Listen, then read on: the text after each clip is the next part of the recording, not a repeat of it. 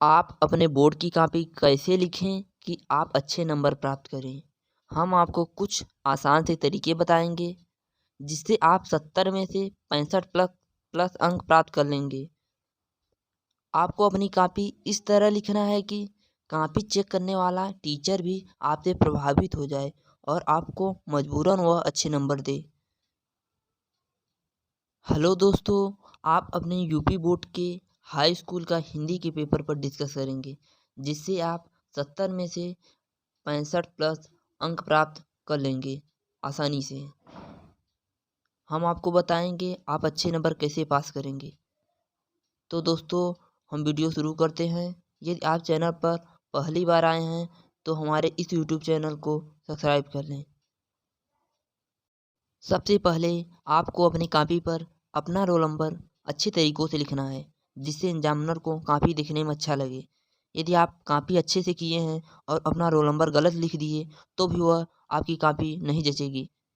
इसलिए आपको पहले रोल नंबर लिखने में सावधानी बरतनी है और आपको प्रश्नोत्तर संख्या नंबर 1 से खंड अ का सभी प्रश्न हल करना है, क्योंकि यह ऑप्शन रहता है। ऑप्शन में यदि आपको आ रहा है तब तो सही है, नहीं आ रहा है फिर भी आप गलत टिक कर दीजिए, जिससे आपका सही होने का चांस अधिक रहता है। यहाँ हमने आपके प्रीवियस ईयर्स 2023 का पेपर उठाया है हिंदी का। आप देख सकते हैं कि ये पेपर 2023 का है। 2023 प्रीवियस ईयर का पेपर है। हम इस पर आपको क्वेश्चन बताएंगे। जैसे पहला क्वेश्चन है बहुविकल्पी कि इस हंस पत्रिका के संपादक कौन हैं, तो आप इसमें ऑप्शन मारते जाइए।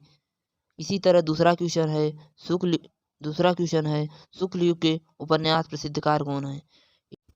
इसी तरह तीसरा क्वेश्चन है नीड़ का निर्माण फिर किस विधा की रचना है। चौथा क्वेश्चन है चेखव एक इंटरव्यू के लेखक हैं।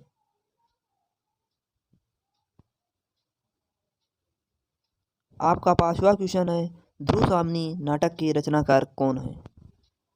यह भी आसान क्वेश्चन है। रीतिकाल छठवां क्वेश्चन रीतिकाल की रचना है। सातवां क्वेश्चन तार सप्तक के प्रकाशन वर्ष। आठवां क्वेश्चन लोकायतन के रचनाकार हैं। क्वेश्चन नंबर 9 बहुरुखी अकेला के रचनाकार हैं। रीतिकाल किस समयावधि में माना जाता है, इसका समयावधि बताइए। हास रस का अस्थाई भाव है, ये भी बताना आसान है, हास होता है। इसी तरह 12वां क्वेश्चन जहाँ पर उपमेय की किसी उपमान में गुण धर्म के आधार पर समानता की गई है वह अलंकार है। क्वेश्चन नंबर 13 रोला छंद के प्रत्येक चरण में मात्राएं होती हैं। क्वेश्चन नंबर 14 अनुग्रह शब्द में प्रयुक्त उपसर्ग है। क्वेश्चन 15 आई प्रत्यय जोड़कर कौन सा शब्द बनता है। क्वेश्चन नंबर 16 पंचवटी में कौन सा समास है। यदि आप समास पढ़े हैं तो इसे अच्छे से कर लेंगे। तत्पुरुष में कौन सा सूरज में कौन सा तत्सम है, ये भी आप अच्छे से कर लेंगे। स्वागतम का संधि विच्छेद ये बहुत इंपॉर्टेंट क्वेश्चन है, अक्सर ये क्वेश्चन आता है। फलाद शब्द में विभक्ति एवं वचन। हंसती शब्द का पुरुष एवं वचन, ये भी आसान है। अब खंड ब आ जाइए। निम्नलिखित गद्यांश पर आधारित दिए गए 3 प्रश्नों के उत्तर। पहले आप इस गद्यांश को अच्छे से पढ़िए। जब आप इस गद्यांश को अच्छे से पढ़ेंगे इसके बाद आपको अपने आप क्वेश्चन का आंसर मिल जाएगा।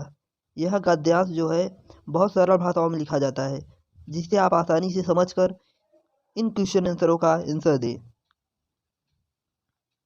एक और गद्यांश नीचे दिया गया है, यह भी आप पढ़कर अच्छे से नीचे आंसर दे सकते हैं। यहाँ नीचे लिखा हुआ है, ये भी आसानी से आप क्वेश्चन सॉल्व कर सकते हैं। इसी तरह क्वेश्चन आपको सरल ही प्राप्त होंगे, आप इसे आसानी से सॉल्व करके अच्छे नंबर से प्राप्त पास हो सकते हैं। आपको अगर सभी क्वेश्चन नहीं आ रहे हैं फिर भी आप अटेम्प्ट करिए, क्योंकि आपको 10 में से या 5 में से 2 नंबर 3 नंबर ज़रूर दिए जाएंगे आप अगर क्वेश्चन अटेम्प्ट किए हैं तो। इसी तरह आप अच्छे नंबर से पास हो जाते हैं। यहाँ पर आपको जीवन परिचय लिखना है। किसी निम्नलिखित में से किसी एक जीवन का परिचय लिखिए, जीवनी लिखिए। जैसे जयशंकर प्रसाद, भगवत शरण उपाध्याय, आचार्य रामचंद्र शुक्ल। ये आचार्य रामचंद्र शुक्ल और जयशंकर प्रसाद दोनों में से एक हर वर्ष आता है। आप दोनों में से कोई एक याद कर लीजिए, आपका आ जाएगा। इसी तरह ख में ये भी आपका निश्चित है 5 नंबर। ख निम्नलिखित कवियों में से किसी एक का जीवन परिचय देते हुए उनकी प्रमुख रचना का उल्लेख कीजिए। इसमें भी तुलसीदास और बिहारी लाल या सूरदास, तुलसीदास और सूरदास का अक्सर आता है, चाहे तुलसीदास का है चाहे सूरदास का।